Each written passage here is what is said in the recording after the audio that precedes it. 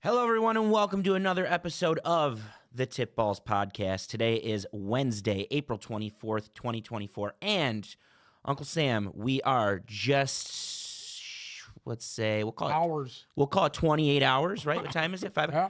28 hours away from the Chicago Bears being on the clock in Campus Martius, 15 miles away from here. I think it's less than that, actually. Yeah, in downtown Detroit.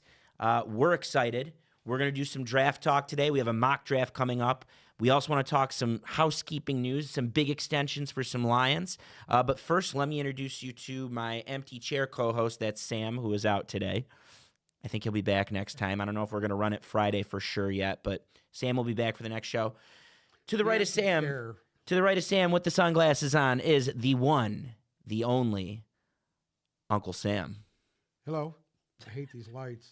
And he doesn't have a camera set up yet, but I think you could still hear him, right, Bruce? Yep.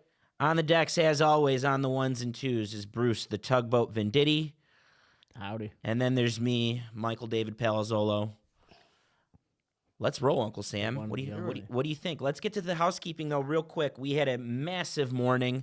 I don't know the exact time that it came out.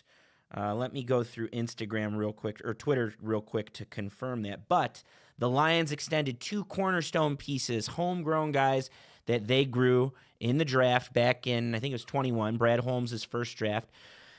First round pick from that year, Penei Sewell, number 6 overall, signed a 4-year extension worth, I think, $120 million or something like that.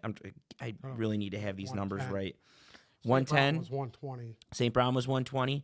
Either way, Penei Sewell's contract makes him the highest paid offensive lineman in the league, rightfully so. I'm excited for the future of this offensive line. I think that some of it's going to come with influence in this draft. Well, you know them signing him means that Decker, this is probably his last year. Yeah, there's a chance. And I know they've been talking to Decker. I know there's been open dialogue with Decker, but with age, and Decker had a rough year last year. I know he had a foot procedure on something that's been supposedly bothering him since college, and he says he feels great. I can't imagine they do anything long-term with Decker. But Sewell, it's a 4-year extension. Making left tackle money, playing right tackle. Well, yeah, but he'll move over. They're going to have to push him over. They'll move him over eventually. Yeah. This contract, like we said, pays Sewell the highest contract in the league. And then on top of that, some caveats, some housekeeping on that is that the Lions picked up his 5th-year option this morning, number one.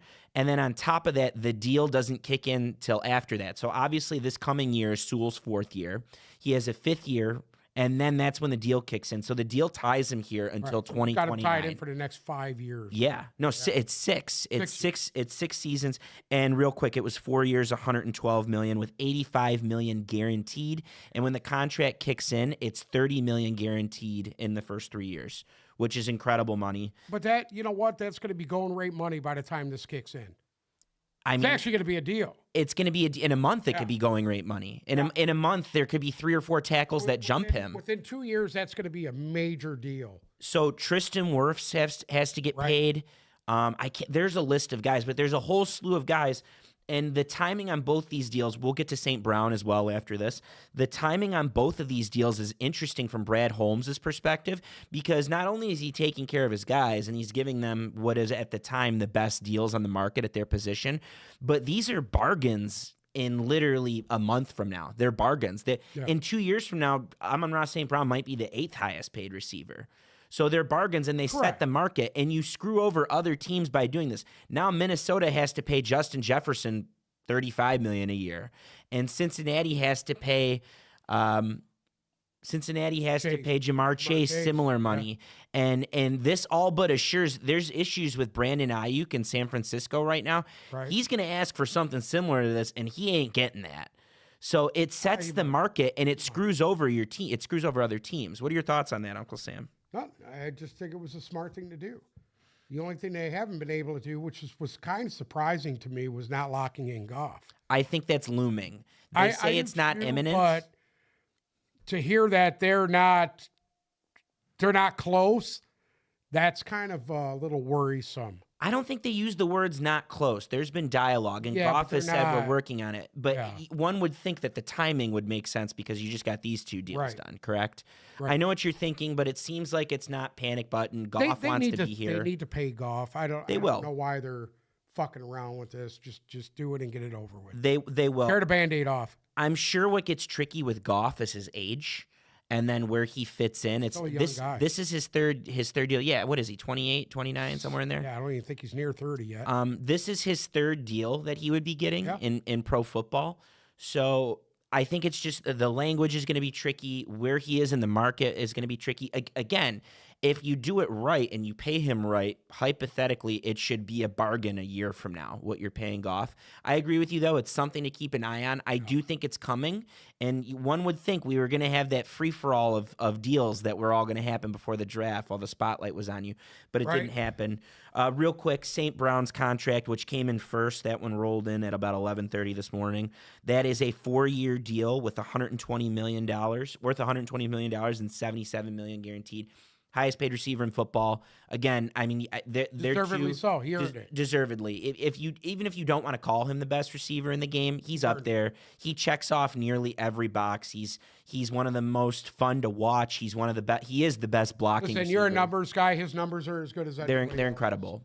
You look at him, his numbers compare with everybody else's. And he's the epitome of what they do here and what they like to do. He's a hard worker. The guy don't bitch. You took the words out of my mouth. He's not a fucking diva. You can stop at hard worker. Yeah, he's not a fucking diva. He works hard every day. He comes in, he puts his nose down, and he sets an example, and he's the reason this culture is what it is. I would argue he's probably the most beloved guy in the locker room from a fan perspective. I truly believe that the Lions' best player is Penei Sewell. Yeah, same. That's my opinion. I agree. Think he's the best player on the team, and I agree. You got to pay him. You got to pay your best players. I think it's Penei Sewell as well. You can't let guys like him walk over a few $1 million. It's stupid. Same drill. These guys are both from the same draft class, one overall, and then the 4th rounder in St. Brown. And I think this is the foundation. I think we are in the full blown. I'm not gonna call it a dynasty because they haven't won anything, but this is the culture. Right. This is what you want to do. And if they can keep instilling what they're doing, I think that's the most important part, is to keep this train rolling.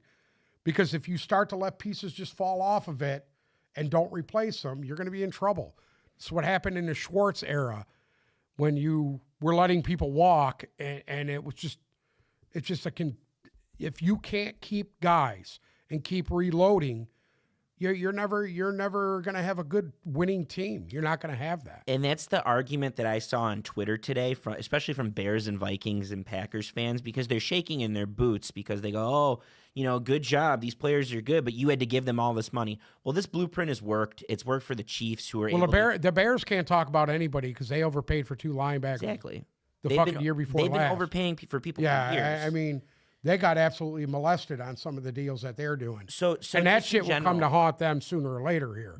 Agreed. Yes. Just in general, this is, like I mentioned, this is strategy, and these guys eventually become bargains, right? If you play your cards right. And a lot of people are panicking, well, how are you going to sign these guys? And then, what are you going to do to keep the talent? Well, this is what the Lions do. They want to keep everything in-house. Right. They're more partial. Of course, Goff was traded for, and they've had some free agent signings here and there. DJ Reader this year. Last year it was C.J. Gardner-Johnson. But this is what they want to do. Think about, go back to Stafford's last year. Mm-hmm. Tell me that in Goff's first year, where everybody thought that he was absolute dog shit and wanted him out of here, they're all fucking singing a different tune today. Yeah.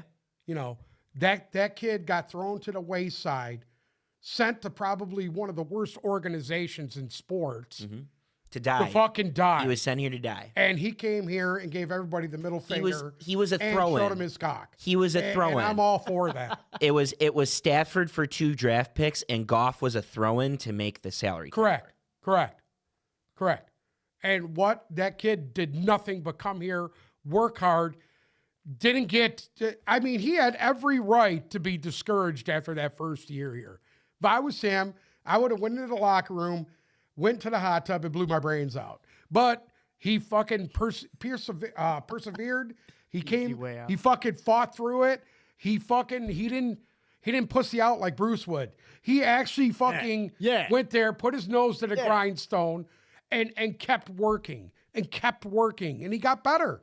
Look how good he is compared to the first year he's here. He was here. I would argue he's a top 8 quarterback in the league. He might Yeah. even be higher than that. Yeah. Some people are lower on him. I think accuracy, he's as accurate, if not more accurate, than most quarterbacks in this league. Okay? Yes, he can't run. I get it. He can't move around. You know, you can roll the pocket with this guy. He does. Listen, he's deadly accurate. Dak Prescott would kill himself to be as accurate as Jared Goff. Just piggybacking real quick, because we've talked about this enough, I feel like just piggybacking off of what Uncle Sam said. The reason why I think a Goff deal ultimately gets done, and again, the timing's tricky. Everything's tricky when it comes to Goff. I think it's going to happen. It's a fit. The player wants to be here. The team wants him here. They'll make the money work. I'm not worried.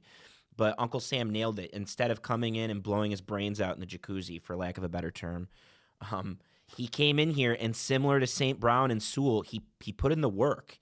He did the work, and that's the foundation. That's the culture. That's when you hear a Dan Campbell guy or this is the football player we're looking for. I mean, it's also Jared Goff in that regard, and that's why I have no concerns about the deal getting done. I hope Goff stays as consistent as he's been since the second half of the year last year. I'm excited. I'm excited for the future. I do think Goff ends up getting done. And we'll see where it goes. But this is a big day. I mean, I think it wasn't a coincidence that it's Wednesday before the draft in Detroit, and that's when they announced these 2 deals. I don't think that was by design. I don't think that was a coincidence. That was meant to be. And again, there's strategy to it from Brad Holmes' perspective. Keep that in mind as the offseason continues, because now other guys in the league have to get paid. And your guys, maybe for a couple months, are the number 1 highest paid at their position. That's not going to hold. Brad Holmes set the market. Now he doesn't have to overpay for these guys later, and it's going to all work out. Trust the process. See, every team in the league is trying to emulate the Lions right now. They're bringing in former players as coaches. Yeah.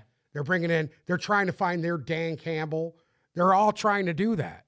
They're all trying to fucking emulate the Lions. I agree. Huh? The Raiders already did it. Raiders are a good example. I agree with Texans. you. I agree with you. Are the Lions perfect? No. Yeah. Have they won anything? No. But this was a really quick shot at success. It came in 3 years for the biggest dumpster fire organization in league history, essentially, or at least in the modern era, in the Super Bowl era. There's been no worse franchise than the Lions. And they have a regime and an ownership group that turned it around in 3 years. So they might not be the standard. They're up there with the standard. And this is why it's going to work if you're panicking about giving these guys big deals. San Francisco had a ton of cap space last year. They had a ton of guys on big deals. Bosa, Trent Williams, McCaffrey, to name a few.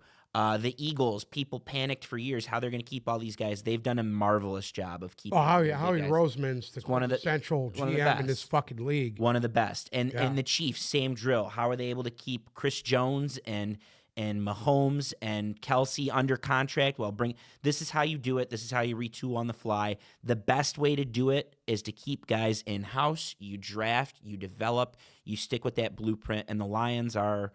Again, I don't want to get carried away and call them the standard, but they're up there. And a lot of teams are going to emulate what the Lions have been doing for the last couple of years, for sure. You want a mock draft?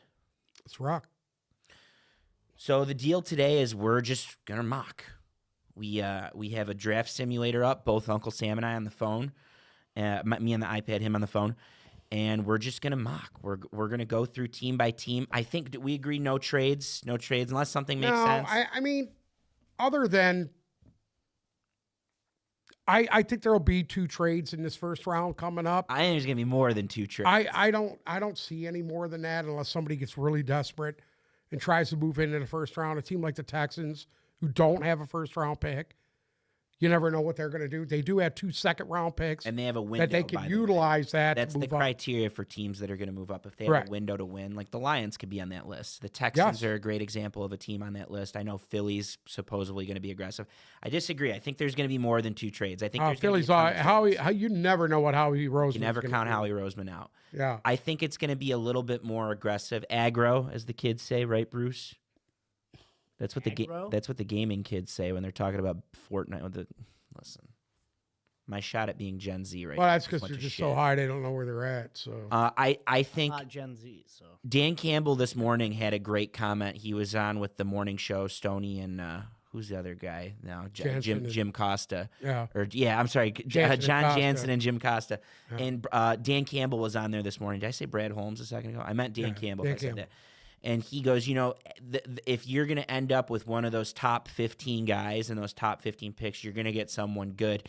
And I think that this draft has a lot of talent. It has a lot of top-end talent, though. And in particular, it has a lot of offensive talent.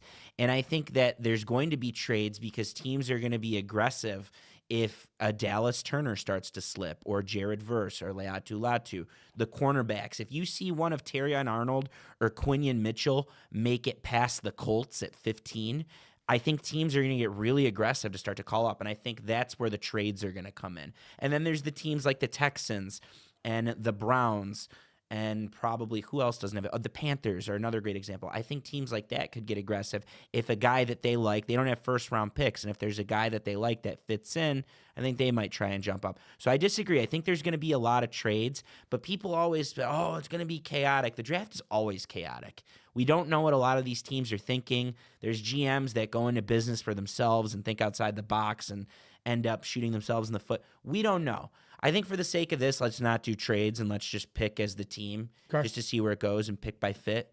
And then we'll take it from there. How about that? Yeah. So on the clock at pick 1, they've basically been on the clock for 2 years because they traded it last year and it was kind of assumed that they were going to get this pick. But pick 1 is the Chicago Bears. Uncle Sam. Caleb Williams. Okay. Quarterback, USC. I don't think we have to debate it. It's going to be Caleb Williams. Ryan Poles, the GM. I personally am not a Caleb Williams guy. I think there's other guys in this draft Why? as good as him. From a skill perspective, why? It's not a skill position issue with him. I think he has some issues with what he thinks he is and what the NFL should do for him. And I think that's some stuff a lot of GMs and owners don't like. Now I'm not gonna down him for it. You go out there, you make as much money as you can get, but you're the consensus best pick in this fucking draft. You should conduct yourself a little differently. You know, you're an investment for these people, and if these people are to invest a $100 million into you, you need to act the part. Act the part. Be a mature individual. It's a National Football League. You're a professional. Act the part. And just you said something that stood out the other day, and it's 100% fact in my opinion. I think Caleb Williams is going to work, gun to my head. The reason I think Caleb Williams is going to work is, like I said, something you said the other day. The Bears have been very active in making sure that this works. Correct. And that comes from bringing in Keenan Allen. That comes from introducing him to the veterans that he's going to be playing with. DJ Moore's already there. He's met Cole Kmet. I think they're going to take a receiver at 9. The kid is going into a good position. Yeah. You know what I mean? He's it's not like he's going to the Jets with nobody to throw to, no offensive coordinator. The best example is last year. It's Right. last year's a good example. He had no help last year. Correct. Not Caleb Williams. I'm talking about Fields. No, from Alabama, the guy that went to the Panthers. Name's slipping at this point of the process. Yeah. He listen, you win the Heisman, you're the best player in the country. You're going to get dealt to probably the shittiest team in the country. And that's how it works. That's how it works. So Bryce Young flopped Correct. because they didn't. I mean, his top receiver was DJ Chark essentially, or DJ Thielen. Moore Yeah. should have been his receiver, but he gets traded. So that's why, and it happens every year. Yeah. And Caleb Williams' father actually made a really good point during the offseason. He goes, the system's set up for the number 1 pick to fail. You're going to the worst team. Correct. So said player should have more say. Well, the Bears heard that, and the Bears did a lot. And trust me, no one loves to disrespect the Chicago Bears more than me. I think it's a really poorly run franchise. Ryan Poles did everything properly. I actually love what they've done in the draft the last couple of years, the Bears, because they're going O-line, D-line. They went to free agency. They solved their issues at linebacker and free agency, and I just love what they've done. Wide receiver, they've solved their issues in free agency at wide receiver that they had. Didn't have no receivers. You had Equiminius. That was it. Equiminius. We've talked enough about Caleb Williams to the Bears. I Yes. didn't want. Each team gets 10 minutes on the clock. We're gonna try and go 1 minute going Okay. forward. Pick two. I know in your mock you had the Washington Commanders taking. Drake May. I had them taking Jaden Daniels. I actually think you're right. I think they're going to take Daniels also. Why? Just because I think Daniels is a better prospect than Drake May. Nothing against Drake May. He's Mitch Trubisky. That's all I'm going to say. Drake May, you're drafting for his upside. I don't want to say the Commanders can steal that division, but they could be players in the wild card. And who knows? Maybe they do enough with a culture change. That division's been very cyclical over the years. Right. It's gone Commanders, Redskins, whatever you want to call them, Giants, Eagles, Cowboys, and it's To me, they're rotating. the Redskins. I think it's stupid that they changed it, but you And know, a good example of this is I think the Giants won the division. No, it's been a little bit longer, but the Eagles won it 2 years ago, and then the Cowboys won it last year. Right. You know, your standard is the Cowboys and possibly the Eagles, but you could totally go and steal that division. You finished in last. So you're gonna I have an don't easy think schedule. there's a team in that division that's really put together a really nice roster beside Philadelphia. I think Philly's at a good. I think beside Philadelphia, I think Washington, because Dallas hasn't done shit. Mm-hmm. I think Washington has put together a really nice roster in this off season, and I think they could be players in this draft. And I like really their do. staff too. Yeah. We're- Listen, Dan Quinn is going to have that Redskins defense top 5 in the league. And that's just Dan Quinn. I truly believe he's that good. Everywhere he's gone, they've been successful defensively. They also have Cliff Kingsbury at offensive coordinator, which I love. I think that. See, everybody forgets that Dan Quinn had the Patriots down in that Super Bowl, but the offensive coordinator fucking shit the bed in that game. Mm-hmm. Should I even tell you who that was? All right, so Fucking garbage, Shanahan. Go ahead. number 3, the New England Patriots. I think the Patriots are going to take, if he's there, I think they take Jaden Daniels. I think Daniels might wind up in Washington. This might be reversed. That's what I think. But either way, the Patriots need quarterback. Bailey Zappi's not the guy. He's a backup. And who knows where fucking Jones is. Where did he go? I don't even know. Is he even in the league still? Atlanta. Is he in the league? He's in the league. He got traded Okay. somewhere. I don't remember where. Yeah, he should be on the corner selling fucking hot dogs. All right. Well, Jaden Daniels is off the board. So at 3, Right. you think they need a quarterback. The next quarterback available is Drake May. Are you going to go Right. with Drake? Oh, and then, of course, J.J. McCarthy. But I think we're in agreement No, on Drake I May think here. McCarthy's going to go later in this round. So we're in agreement on Drake First May. round. Yeah. Number 4, the Arizona Cardinals. Before we get going, Yep.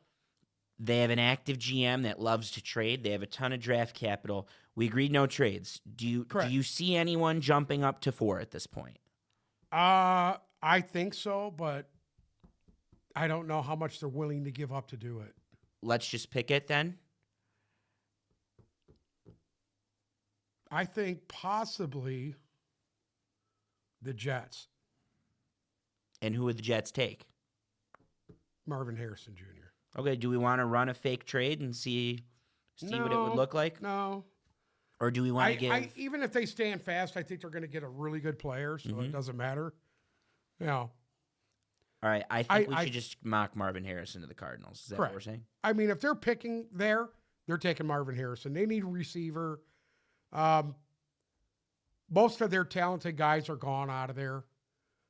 And I think this is the guy you put in there. Listen, they need to give Kyler Murray a legitimate stud. They have 2 picks at the moment. They have Correct. 27 and they have 4. I personally think they are going to end up moving this pick. I think for the sake of picking, though, we're going to pick it. At some point with one of these, whether they have 3 first-round picks or if they just stay with 2, one of those picks is going to be a D lineman and one of those picks is going to be a receiver. If they stay here, which some people are actually staying, they might end up staying here now because the price is too steep.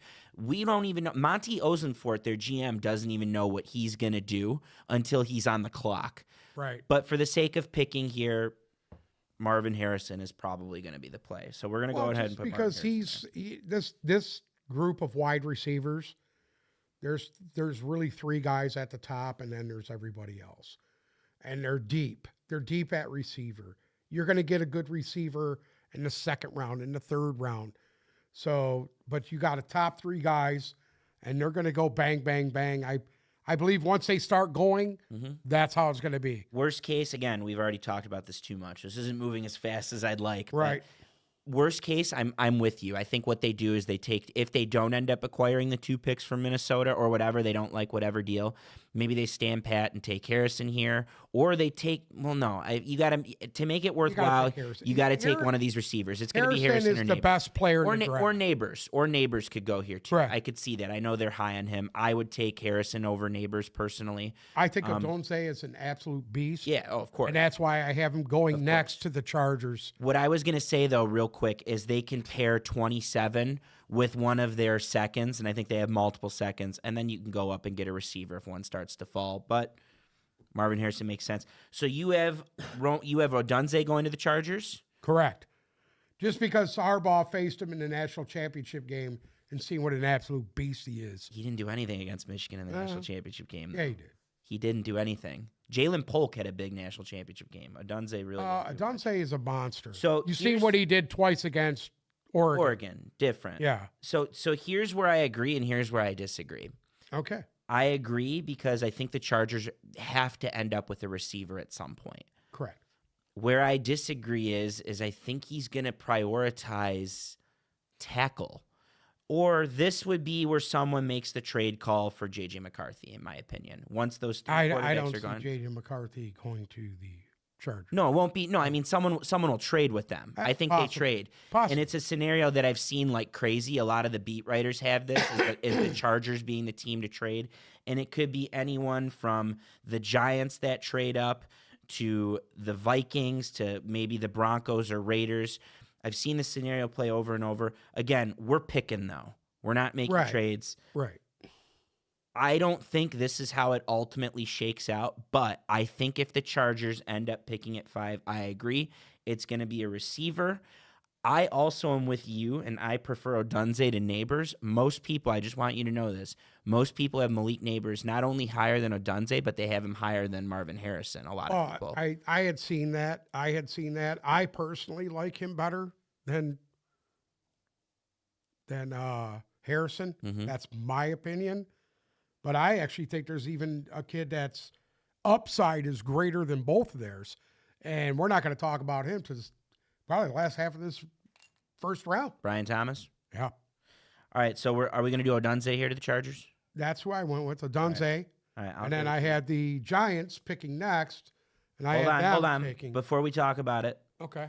the Giants could possibly be in for a quarterback. I don't think they're going to do that unless J.J. McCarthy's there. I don't think they're going to jump anyone. I think they're going to pick at 6. At this point, think they're still kind of locked into Daniel Jones at this point. I agree. Money-wise. I don't think they are. I think they have to be, but I don't think they're thinking they're based on the homework they've done on the quarterbacks. I don't think they're locked in. And with all the kind of dysfunction that was going on with the Giants toward the end of last year, who knows where they're going to go at this point. I think you and I are going to be on the same page here because their next need they got to take Neighbors. Is a receiver. They have to. They haven't had a fucking receiver. Not much to discuss. Not much. When's the last time they've had a real stud receiver? Odell.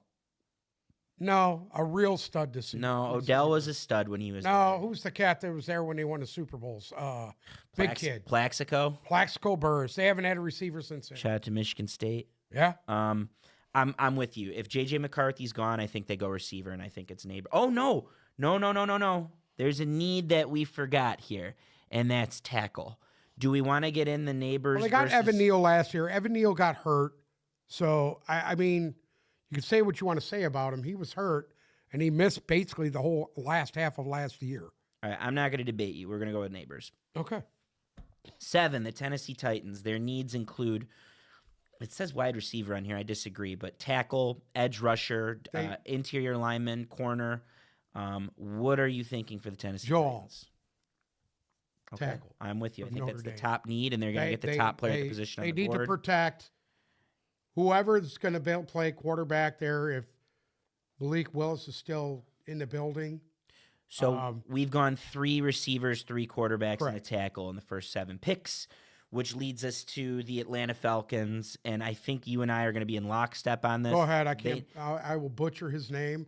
No. I think no, Go ahead. because it's an easy name. So we're not in lockstep on this, and I will debate on this one because I think this is a lock pick when it happens if this player gets there. So if the top 8 or the top 7 shakes out with no trades, and I think the only trade that's going to happen is going to be for a quarterback or receiver. It's going to be for whatever receivers left, or if JJ McCarthy's left. I think this is where the first defensive player off the board goes, and I think that's Dallas Turner. So Dallas Turner goes to the Falcons? I think so. Okay. Well, I had them taking the offensive lineman to try to protect Kirk Which Cousins one? there. What's his name? Oh, From Penn State. oh yeah, the kid from Penn State. Olu Fashanu. Yes. No, Yeah. I'm standing my ground on this one. I think this is where Dallas Turner goes. Okay. Eight's late for the first defensive player off the board, and Dallas Turner actually is like if you compare him to the last major edge rushing classes, if you compare him to last year's class in particular, he's up there if not better than a lot of them. So I think he's a good get for Atlanta. I think they were already a defense on the rise. Raheem Morris is defensive-minded coach, and I think for that reason they end up with Dallas Turner. Are you good with that? Yeah. Yeah. I mean, I had them taking the O-lineman. I actually had Dallas Turner going to Chicago with the next pick. Yeah, if he doesn't go here, he's going to go to Chicago. Yep. And I agree with that. I just think he's gone at this point. I think it's Atlanta. Thank you for not fighting me. Chicago, on the clock at 9. They still need a receiver, arguably. In fact, they do. After this year, Keenan Allen's probably walking or they're not paying him one way or another. That marriage is only meant to last 1 year, so they do need a receiver. But you and I mocked the big 3 already. Correct. So what are you thinking here for the Chicago Bears? It's a list of players that are available. Brock Bowers, Tyrion Arnold, Quinion Mitchell, Leatu Latu is a pass rusher that they could use. If they want to go interior, Byron Murphy from Texas, Jared Verse, and your boy Olu Fashanu is sitting there if you want to get another tackle, which they obviously draft. Who'd they draft last year at tackle? They drafted someone. He was actually one of the best tackles in the draft. I can't remember his name. Yeah, is it the guy from Ohio State? I can't remember. Or no, he went to Arizona. The fuck was his name? I can't remember his name. Doesn't matter. To me, I thought he was from Tennessee. No. Maybe he was. Yeah, he was. I do know this. Dallas last year drafted the best D tackle and best offensive tackle in the draft last year. Listen, what are the Bears doing at 9? Their receivers are gone. Do you think I had him taking Dallas Turner there? The names still on the board are obviously we talked about Brian Thomas. Tyrion Arnold? I think it's still early. Tyrion Arnold is still on the board if they need a corner. I don't think the Bears need a corner. I think they're all set at corner. I'm with you on a tackle. I think that the Bears could use a tackle here. And what are you thinking? Any pushback on that? The kid from Oregon. Yeah, but also we still in our mock I have Olu Fashanu still sitting there. So who are you taking? Fashanu or are you taking Fuyaga? Fashanu. Okay. So at 9 we're going with Olu Fashanu to the Chicago Bears. 10 is the New York Jets. I think this is a very obvious pick. I'm standing firm on this. Yeah. All right. Nothing to talk about. Tight end Brock Bowers. Brock Bowers, the best tight end prospect maybe ever. In free agency, they tried to solidify that offensive line. They just want to give Aaron Rodgers another weapon. Mm-hmm. And that will be a formidable receiving core in New York with Mike Williams and Garrett Wilson, and you add this kid to the mix. Yeah. You're talking about a dangerous offense. Again, I think this would instantly be the best tight end that Aaron Rodgers has ever had, and that's saying a lot. And yeah, coupled with Williams and coupled. And you know how Aaron Rodgers loves tight ends. He will make this kid a fucking superstar. Yep. Yeah. And then same drill when the Aaron Rodgers era is over, whenever it ends, because they're going to be due for a quarterback. Right. Whoever comes in, I mean, I don't know if Mike Williams is going to be. Was that a long-term deal that he signed, Mike Williams? I want to say it was 2 years, but I need Sam here to do the research. Either way, there's a good pass-catching core that would be coming in for whoever plays quarterback there next. Okay, at number 11, the Minnesota Vikings. They did not trade up because, again, we are not doing any trades. J.J. McCarthy is still there, but that's who they take. They could be They could be thinking maybe we can get him at 23, or maybe we could take 23 and pair it up. And in the meantime, they could go get another need, they need an edge rusher. They obviously lost Danielle Hunter. They need a cornerback. They haven't had an elite DB since, I don't know. I mean, they got Harrison Smith there, but an actual elite lockdown corner, Xavier Rhodes. Do they take a corner or an edge rusher here? Terrion Arnold, I got Mitchell him on the board. taking J.J. McCarthy here. I'm not going to fight you. You can't go into the fucking season with what they got. I'm not going to fight you because I think that if this shakes out the way that this goes out, if they don't have to pair 11 and 23 to go get a quarterback, and a quarterback doesn't have to mean J.J. McCarthy in the top 5. It can mean going to 3 to get Drake May. It could be going to 4 to take – regardless. I think that if a quarterback, which it would be J.J. McCarthy, is there at 11, that you're already playing with house money. You still have a second first-round pick to work with. I'm with you that they should take him here. All right, at 12, we have the Denver Broncos, who needed a quarterback. Quarterback is gone. They also need an edge rusher. They need a DB as well, a tight end, the best tight ends off the board. Well, they also just signed a quarterback this week. So that doesn't count. I'm not counting it. If we're humoring, obviously the next 2 quarterbacks on the board, which some people don't have first-round grades on them, are Michael Penix and Bo Nix. They've been linked to both of those quarterbacks. Do you see a scenario where the Denver Broncos take Michael Penix or Bo Nix at 12? I doubt it. Okay. No, I think the best DB comes off the board here. Okay, and who is your best Terrion DB? Arnold from Alabama. I'm not going to debate He comes off the board here. I'm not debating it. Terrion Arnold. At 13, the Las Vegas Raiders. Yeah. Their needs are tackle, quarterback, corner. They also need an interior lineman. You can make the case they need a receiver. What are you thinking here? I'm thinking Quinyon Mitchell, corner from Toledo, the second best corner in the draft.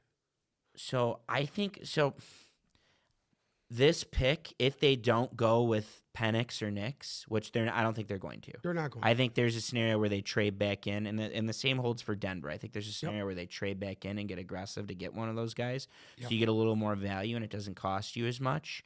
It's happened. Kenny Pickett was someone that went right. late. If they're going to trade back, Lamar it's going to Jackson. be toward the end of the first round. Yeah, and this is where those teams with the last 5 picks of this first round, they're going to be playing with house money. Big time. Here's the thing. Why are you going with a corner? They need a tackle. And there's a ton of tackles here. So why? Well, their offensive line did not play bad last year. Their issues were they had some dysfunction going on in the front office where I think as soon as they made their thing in getting the coach that was there out of there, they actually look like a fucking different team the last 3 to 4 games of the year. And I think they need help in their secondary. Their front end of their defense is going to be very good this year. And I think the back end, if you can solidify that back end, because they did lose a few guys in free agency on their back end, they need to replace. And That's why I went with Quinyon Mitchell there. I'm sold. And again, I'm trying to keep this short, but one of the things I like about Quinyon Mitchell is I think he's a Raiders guy. Oh, yeah. I think that he fits Feisty. with Antonio Pierce. He's gritty. He hits hard. He's got good ball skills. He's big in the run game. And I think he fits the black and white Raiders defense. So I'll go with Quinyon Mitchell. I'll humor you on that one. Okay. 14, the New Orleans Saints. And their needs would be tackle, possibly wide receiver, edge rusher, interior defensive lineman, maybe tight end, maybe corner. There's a lot of good players at the first 2 of the first 3 positions I named, though. There's a lot of good tackles on the board, and there's a lot of good edge rushers on the board. I don't think they're going to overthink this, and I think they should pick a tackle. What do you think? I agree. The best one, I think we have the best one on the board. Go ahead, I can't say his name. Talisa Fuaga. State. All right, Talisa Fuaga from Oregon State to the New Orleans Saints. At 15, we have the Indianapolis Colts. And in real time, I think they could be a candidate to trade, and I think that could go both ways. I think they could trade up for a receiver. I also think that if the board shakes out a certain way, that they could trade out of 15. we're not having trades here. So again, their needs are corner, wide receiver, tight end, and edge rusher. I don't see elite talent unless they reach for McKinstry or Cooper DeJean. Right. I don't see elite talent at either of those two positions. They could go Brian Thomas here. I think that edge rusher stands out because there's still some really good Jared Verse or Laiatu Latu are still on the board. What do you think? Do you want to give them one of those corners? Jared Verse over him. So I mean, okay. If you're going with the DN, you're going to go with Jared Verse. But do you think they're going to pick a corner or receiver here? I was actually looking at Coleman on this one. Either Coleman or Brian Thomas. Like Keon Coleman? Yeah. I don't think he's going to be a first-round pick. Kind of hard to believe, no? It is for me. Amazing. It is for me, and I saw his name trending on Twitter this morning, and I actually went back, and I had 3 references to Keon Coleman when he had a monster game in September. He had another monster game in October, and selfishly, I want the Lions to draft him because he fits the mold. We'll talk about that later. I could see Brian Thomas going here. Yeah, he's a stud. I think we should give them a DN, though, because they're going to get good value at 15. They're going to get a really good pick at DN. Okay. So we're going Jared Verse over Laiatu Latu, correct? Okay. Yeah. Sounds good. 16, the Seattle Seahawks. Edge rusher, tackle, interior defensive line, interior offensive line. I think the secondary set. What do you think? Let's focus on tackle, just because these are good positions that are available. Right. Let's focus on tackle or edge rusher. Which one would you pick here for the Seahawks? I would say tackle.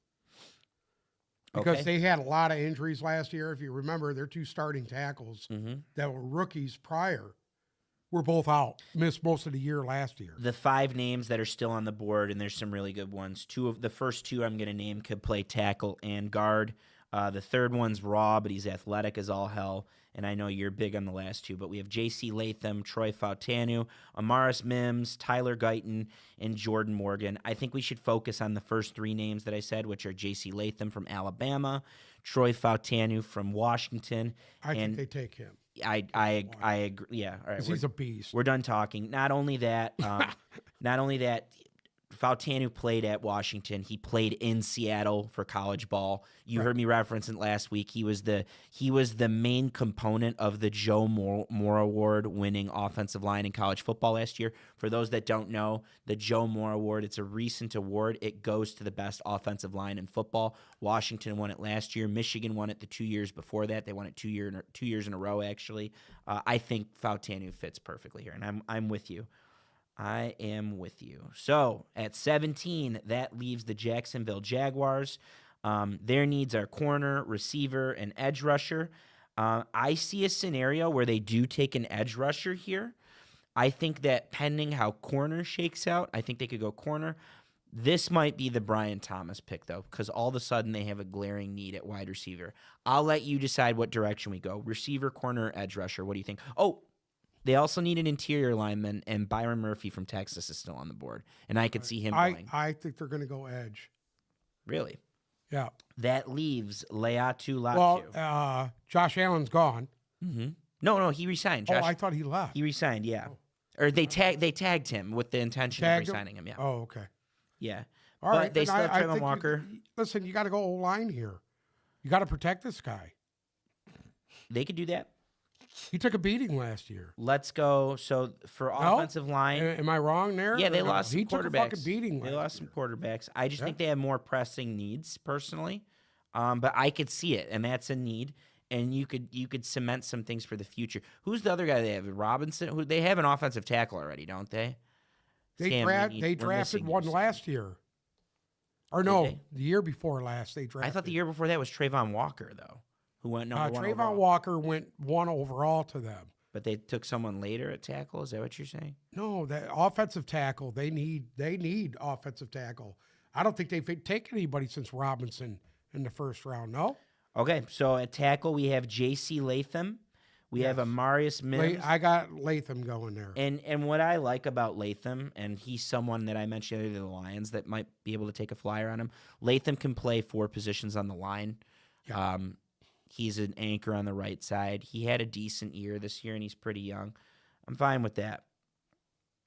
18, the Cincinnati Bengals. And here's your little edge rusher here from UCLA going there. I think That kid's a beast. I'm going to fight you on this one. I think they need a tackle. Really? Yeah. I think they need to get edge rusher because the two guys that they got there are older, and they can't keep paying this money out for these guys. We can go edge.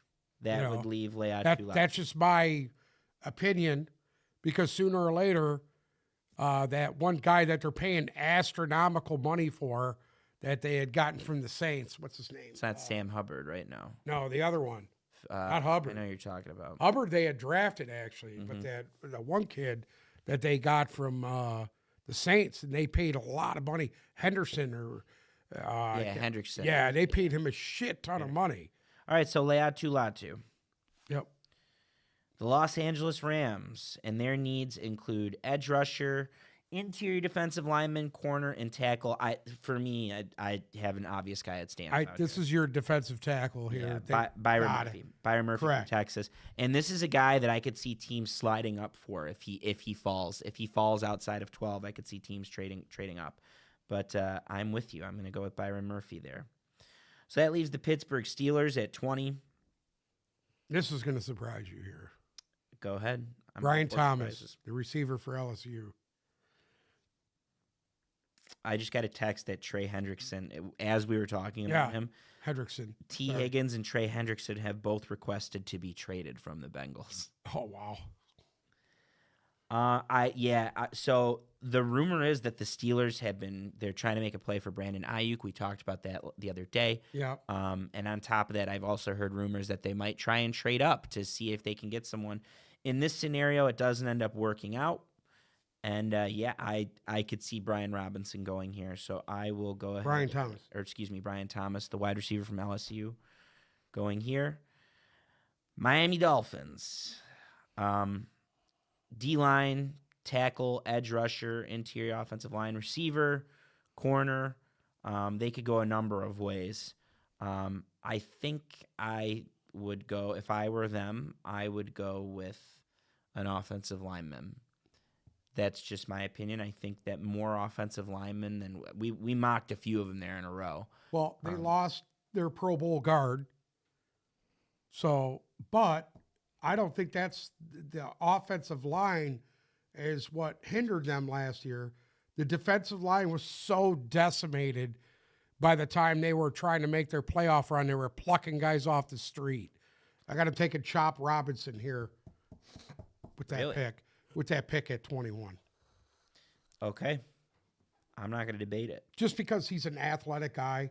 I'm not saying that he's going to be as good as his predecessor that went to Dallas, but that's who they're comparing him to. 22, the Philadelphia Eagles. Tackle, corner, edge rusher, wide receiver. Some names that are still on the board. Cooper DeJean is still there. Amaris Mims from Georgia. Nate Wiggins, one of the fastest players at the Combine at cornerback from Clemson. Johnny Newton, interior lineman, defensive lineman from Illinois. Graham Barton, the do-it-all utility offensive lineman from Duke. Kool-Aid McKinstry's there. What do you think their most pressing need is? And then we'll pick one of those guys, I think. Howie Roseman doesn't draft for need. I think that with the way this draft is, though, with that they think they were aggressive in free agency, and they think they can get back to the promised land. They think they can get back to the Super Bowl, in which case you should be making a pick. Here's something that I'm going to throw at you here. Look out for this, because Howie Roseman's been known to do some really fucking weird shit. If they were to move up to 10 and grab Brock Bowers, the tight end, that could happen. But if they stay fast and they're going to stay at this position, they're gonna take a corner, and I think it's McKinstry. He fits their mode. Okay, Kool-Aid McKinstry. I think they're going to ultimately take a corner as well, and that makes sense to me. Minnesota Vikings at 23. They didn't have to get rid of this pick, right? And they need either an edge rusher, a corner, a D like lineman. You said, they need secondary. Cooper DeJean. Okay. At 24, the Dallas Cowboys, who need a lot of everything at this point, even mainly offensive line. I think offensive Right. line would be the play. And there's still some good tackles on the board and some interior guys. At tackle, they have Amaris Mims, Tyler Guyton, and Jordan Morgan. I think those are the big three there. And then all three of the big interior linemen are there. Graham Barton, who we've mentioned, he's going to be a center or guard in the pros. Jackson Powers Johnson, who also same drill, probably a center in the pros. And then West Virginia's Zach Frazier. Do you want to go interior or outside? I'm going to go out. Mims. I say it's going to be Amaris Mims. Amaris Mims from Georgia. The Green Bay Packers are on the clock. Tackle, corner, interior. Personally, I think there's a guy that's a perfect fit here, and he's a good replacement for Bakhtiari. I mocked him in my other draft. I think he makes sense here, and he's an interior guy. Do you know who that is? No. Graham Barton from Duke, I think, fits with this. I like him. I really like him. He's actually a lion guy, a grit guy. We're in agreement, though, that they're likely thinking Correct. offensive lineman here, correct? If not, they go corner here. One of the two. At 26, the Tampa Bay Buccaneers, and they got some pretty pressing needs at edge rusher, cornerback, and interior offensive lineman. Again, there's some good interior guys here, and you can get great value on them. I do think they ultimately go defense here, though. Okay. And that would leave edge rusher or corner. At corner, you still have Nate Wiggins. Right. If they want, they can go Johnny Newton, Jershawn Newton from Illinois. At edge, like I mentioned, Well, I Jackson think Powers. their interior defense is actually pretty solid. Mm-hmm. I think if they're going to do something, it'll be that secondary because they've lost some pieces there. So I think the Nate Wiggins thing makes sense. Okay, let's go Nate Wiggins, who is blazing fast in the draft. I don't know if he entirely fits. Well, that's not true because they do run a lot of zone defense down there. Yes. So it could make sense because they have a good enough back end in the secondary. They've got great safeties. I like that idea of a corner and best of it. That'd be a good coup for them if Nate Wiggins was sitting there. That'd be a great If pick he's for them. there. Yeah. If he's there. At 27, the Arizona Cardinals, I think they desperately need a D lineman, and I think there's a guy that stands out a lot at this point. He's the best D lineman. I mean, we could talk about it. We can go over it. Are we in agreement that D lineman's probably the play here for them? Probably. So for edge rushers, we still Jonathan have. Gannon's a defensive-minded guy, so Mm-hmm. I'm with you. Darius Robinson. So I think this is where Jershawn Newton ends up going. Okay. I think a team might even trade up for him at this point Okay. because he, again, for those that don't know his story, he injured his leg in the draft process and he wasn't able to work out. He's able to do that now. He's going to be fine by training camp. But this guy was a massive disruptor, 4-down defensive lineman. He can rush the passer from the inside. He's And really he played good at against Illinois. the run. I mean, come on, dude. Yeah, and Illinois has had this reputation for the last 3 years of there's some freaks. Just here alone, we have Kirby Joseph went to Illinois. Yep. Last year, it was Devin Witherspoon. Like, there's some studs that have been coming out of Illinois on the defensive side of the ball. I think Who's their coach there? The dude who used to be at The guy used to be at Wisconsin. Yeah, Brett Bielema. Bielema. Yeah. He looks weird, dude. Every time I see this guy, he changes. Because His face is always red. I don't know if he sunglasses, must tan. drink too much or smoke too much dope. His hairline goes back and then it goes It's like forward and somebody back else and I forward. know. I'm with you. Let's go with Jershawn Newton, Johnny Newton, which leaves the Buffalo Bills at 28. I think that there's an obvious need for the Bills. It's pass catcher. Yes. I think that the Bills are a prime candidate to trade up. I don't know if they're going to end up getting into that top 10 to get one of those big three. They're going to be aggressive for Brian Thomas, I think, when the time comes. I just don't think he's going to be there. The best receiver still left on the board for me is Adonai Mitchell from Texas, Xavier Worthy from Texas. I could see Ladd McConkey from Georgia going here. Personally, I think they're going to go with a bigger guy. And to me, that equates with A.D. Mitchell. Do you agree with that? Is there? Well, I had Worthy on there because he's just blindingly fast. Let's do Worthy. Somebody for Josh Allen to just chuck it up because that's what he does. And maybe they might try and avoid that and in turn draft his teammate, Xavier Worthy. So I will agree Everybody with you said on that about, everybody was saying that shit last year about the kid from Philly. Kid that went to Philly. Yeah. Same thing. Jalen Uncoachable. Carter. Yeah, Jalen Carter and Carter. all his issues. And we knew it would work out for Philly, and it did. Correct. That leaves the Lions at 29, and again, we don't know what they're going to be thinking. I think they could go a number of ways with this pick. Again, no trades. I think that ultimately the Lions end up trading forward if the right guy is there, or they end up yielding more picks by trading out. We're not doing trades. I have a guy that I know they're going to draft if he's there, but I want to hear what you have to say first. Go ahead. If Darius Robinson's there, I think they take him. If they're picking there. I had him mocked there. Yeah. Just what I've heard over the last week is they're really thinking offensive line. I think signing Sewell today is an indicator of that.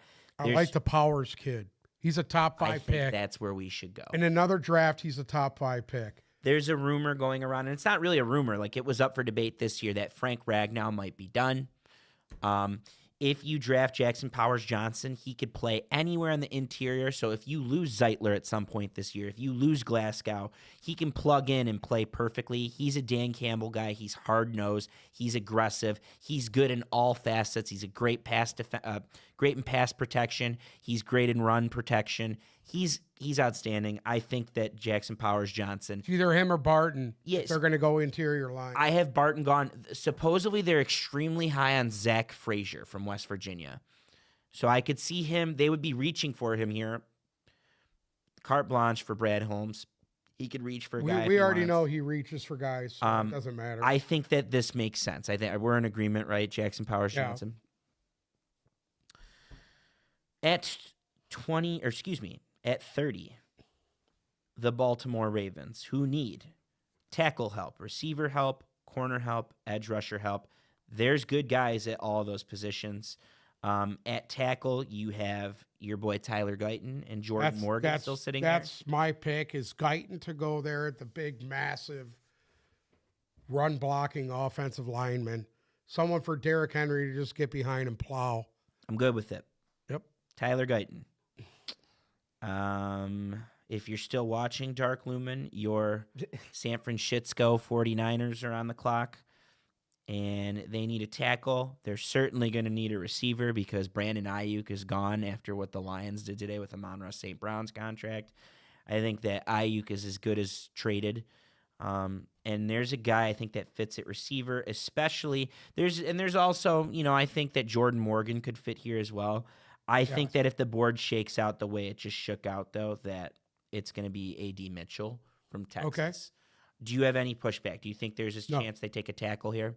It's possible. In real time, I think yes. It's I just possible. think that if the board shakes out the way you and I have done it. I don't know if they're going to be able to keep retaining all the first-round picks that they have on their defensive line. Hell no. So sooner or later, you're going to have to replace some of these guys, because I thought they underachieved last year.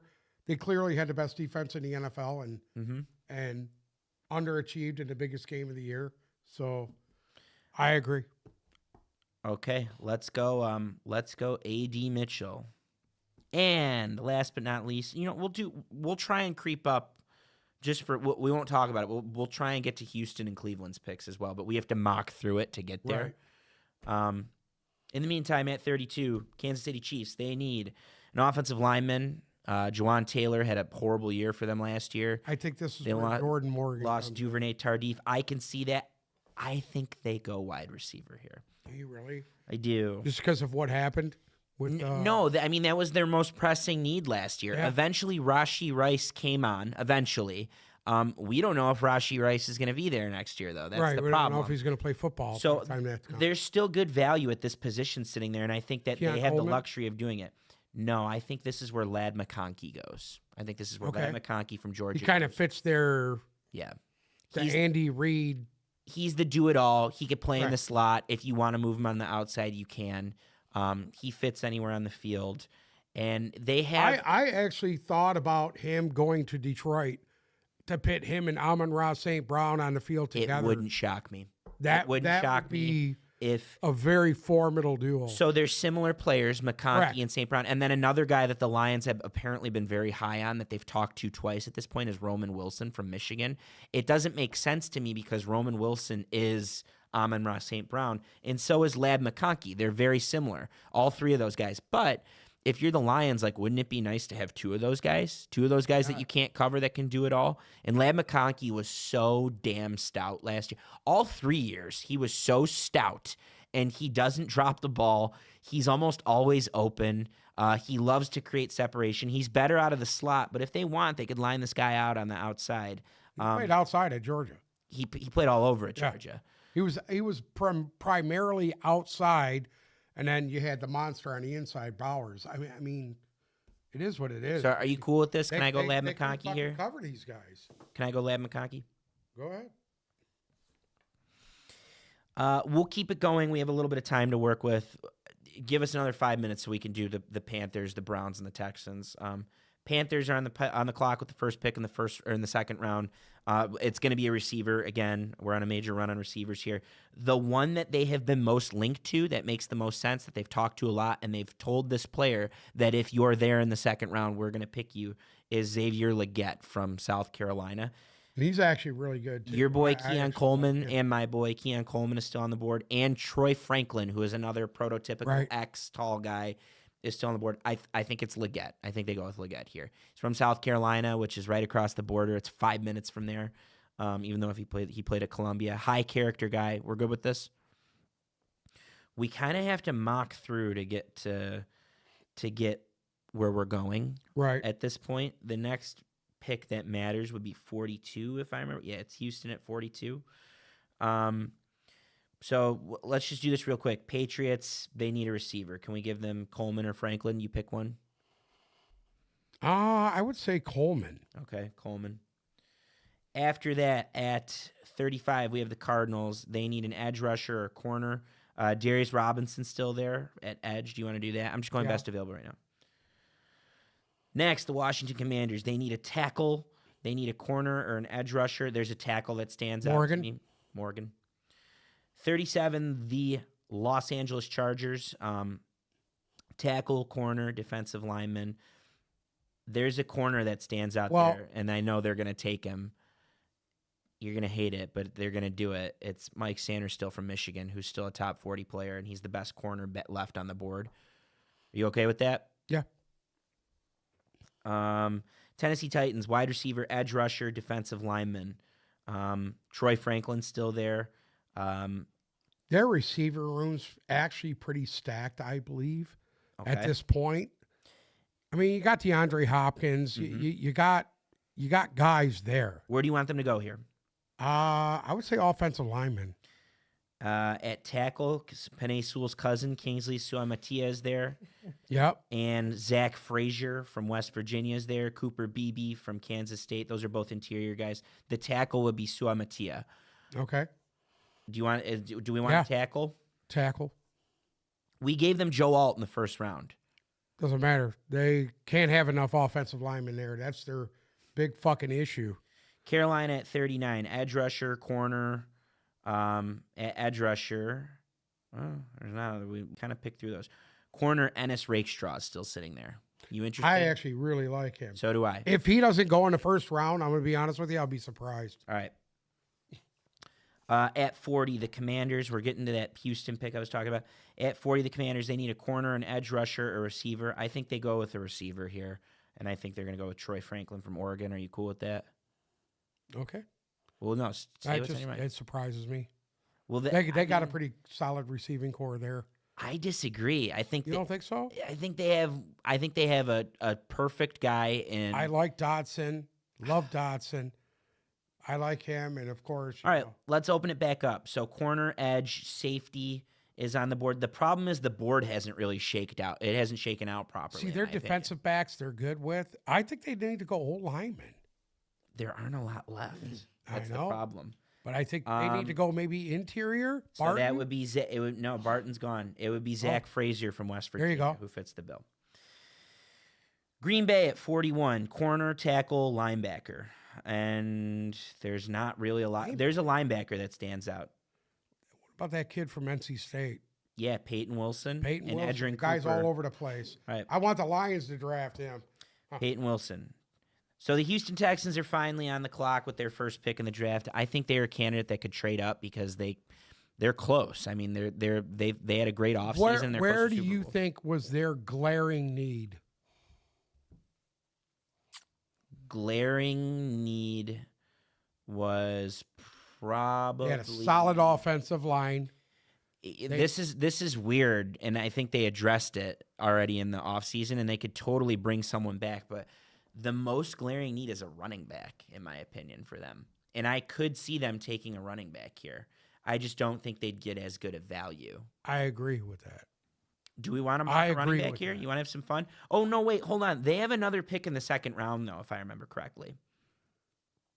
They do. They have another pick at 59. They have 2 second-round picks. 59 Maybe not running back here, mm-hmm. but I could see them going linebacker, and I see them taking what the hell's that kid's name? Out of Texas A&M. Edgerrin Cooper. Edgerrin Cooper. So it's I kind of agree. In my main mock, which hasn't aged properly, I had Jershon Newton following there, Johnny Newton from Illinois falling to them at 42.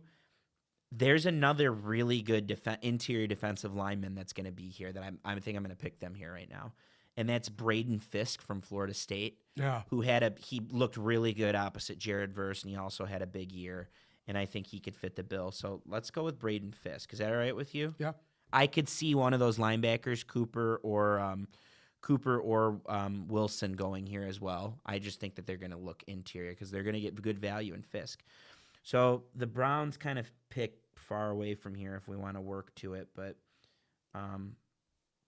let me just skip through and try and get to the Browns. Wide receiver here. We'll go Carolina, and then we got the Raiders. I have Michael Penix going at 44 to the Raiders for the record. If they don't listen. I think the possibility of them moving up into the end of the first round is huge. Totally agree. To grab a quarterback, and I don't think they're the only ones that are going to try to do that. Totally agree. Hold on, I'm working on some stuff here.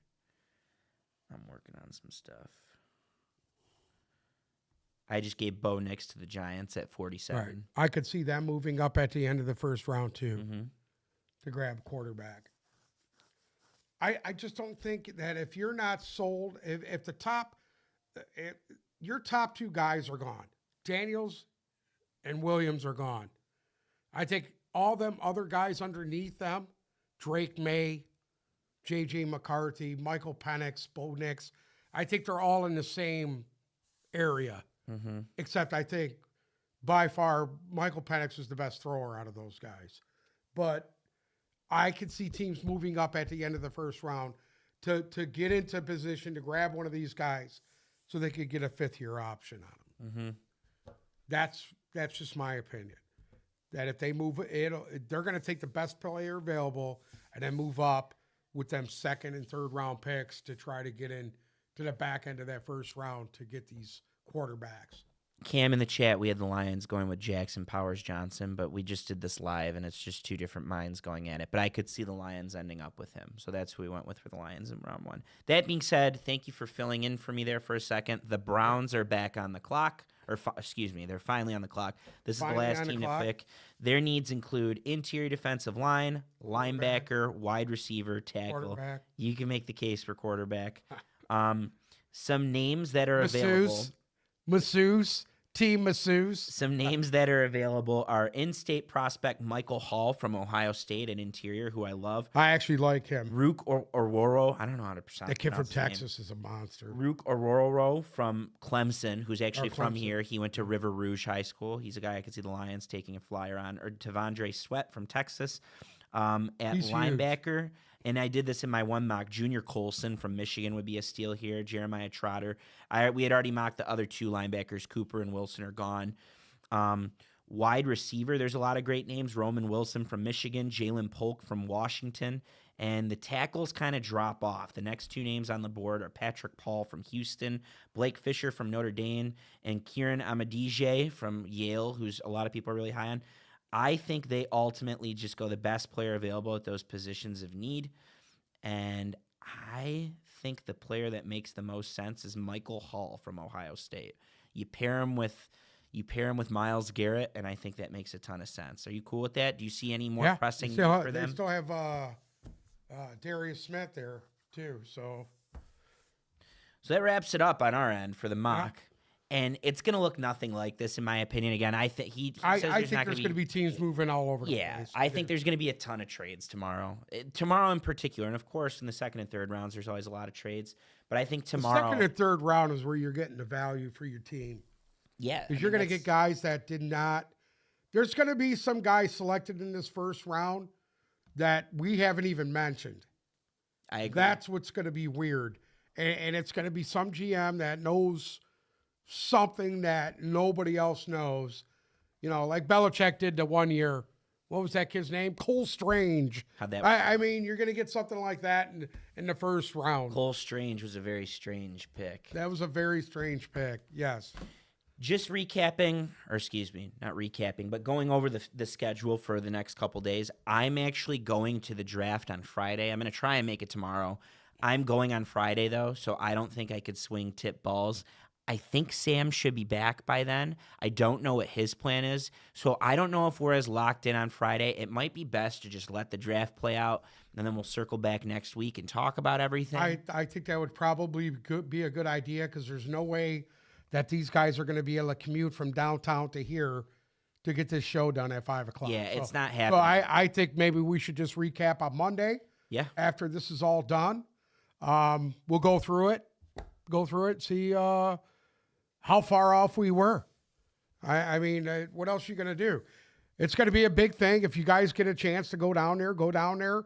There's probably going to be about 3-4 million people down there. I'm sure it'll be fucking absolutely crazy. Maybe close to 300,000-400,000 people. Yes. It's going to be insane. I think there's going to be a lot more people than what you think, dude. Yeah, especially Friday and Saturday. Yeah. Friday, the weather holds up a little bit better. Tomorrow, it's supposed to be Listen, pretty it's chilly. going to be 80 degrees Saturday. Yeah. There's going to be a shit ton of people down there. Great day to have It'll be a draft. million people down there just on Saturday. The Tigers are back on Friday as well, so it's going to be. We almost had playoff hockey too. We were And an guess inch away what? from having Guess playoff what? hockey this week. Bruce is going to be so high Saturday. He will be so blew out, smoking his little weed pen, all fucking sunburned, red in the face, nose burnt, bald spot on the back of his head burnt. It's going to be amazing. Are you going down to the draft, Bruce? No. No plans? Maybe. I don't know. I'm trying to get some people to go, you know. My friends aren't into sports. So I thought you guys go to. They're not into sports. They're into weed. I thought you go to baseball and hockey games all the time. they like hockey. They actually love hockey. A few of them started to get in the lines, but they're, you know, like every other Lions fan that So let me tell you how to hopped on sell the them. wagon all of a sudden. Let me tell you how to sell them. And this is how anyone who's looking to go down there, if you're trying to sell someone on what to do, this is why you go down there. I said it on Wednesday or whenever that was, on Monday. This is the craziest, biggest event we've had in downtown Detroit. It's the Super Bowl. No, the Final Four in 2009. And Michigan State played in that Final Four, which made it exponentially more crazy. It was the coolest I've ever seen downtown, was Final Four Saturday in April of 2009. Mainly, and the Super Bowl was great, but we have the weather going for us this time, and it's a new Detroit. Like, this is a completely different Detroit than when we had these events over 10 years ago or 15 years ago, whenever it was. It's a completely different city now. So it should be a lot of fun in that regard. You get to see a lot of the new buildings that have gone up. There's more to do. There's more to eat. There's more to see. It should just be an all-around good time. And on top of that, the NFL has done a lot to make sure that this event doesn't sink. There's activation everywhere, fun stuff you can do all over. There's food trucks. And they've shut down streets that don't normally get shut down. So the city is going to be safe and walkable. And, of course, it's going to be difficult to get down there, but I do know this. The road crews are out in strength, and they're picking up every piece of paper along the freeways. I haven't seen the freeways this clean in fucking 15 years. That's how it should be. Nothing better than The cleaning up. grass is cut on the side of the freeway. Yeah, they're out there in Ford. They've been out there for the last 2 weeks picking up every piece of paper on the fucking grass. Anybody notice that? Yeah. In the past 2 weeks? I haven't been on See, that the part only of the reason freeway. why I know this because I fucking drive here, and it takes me 45 minutes to get here. This is how I know all this. Well, on that note, that goes for all of you. Shit. I think you should try and make it downtown if you can, especially, I mean, tomorrow, Friday night or Saturday. I think tomorrow's at 8. It's always in prime time. And then it runs, however, it's usually done, it's late. The first night's a rough night. The most fun day for the draft is the second and third rounds, which are Friday, which starts at 7 o'clock. That first round is such dog shit. Yeah. 10 minutes in between each. It's just pick. tough. Might as well shoot yourself. It's tough. You really gotta love it. Self-harm. On our end, one thing I could see happening is I personally think the Lions are going to trade out of that pick. I think they're prepping for us to be ready for that. They've been saying the rhetoric from Brad Holmes and Campbell has been as much. So I think that's something that people are going to be waiting around, and it's going to get to pick 28, and their guy's not going to be there, and they're going to make a trade, and people are going to be pissed when 29's on the clock and it's not the Lions. But that's just going to lead to a fun Friday where if they trade 29, they're going to have more picks on Friday. And then Saturday starts at noon. That's where the draft is won, is the 4th through 7th rounds. That's where you get your depth. That's where Amon-Ra St. Brown came from. That's where James Houston came Leon from. wants you to go down there with him tomorrow. I'm sorry? Leon wants Not going anywhere you with to him, go dude. with Junior and Russ. Yeah, I'd rather, you know what I would rather do? Stick my ball bag in a fucking vice and squeeze it. All right. There you go, Leon. Anyways, thanks for listening. We appreciate it. You can find us on x.com at tipballs, Instagram at tipballs. Make sure you like and subscribe with us everywhere. YouTube especially, please ring the bell. We're excited to have you guys, as always. Thanks for the questions, and we're looking forward to talking to you next time, probably Monday. If you're going to the draft, enjoy it. Have a good weekend.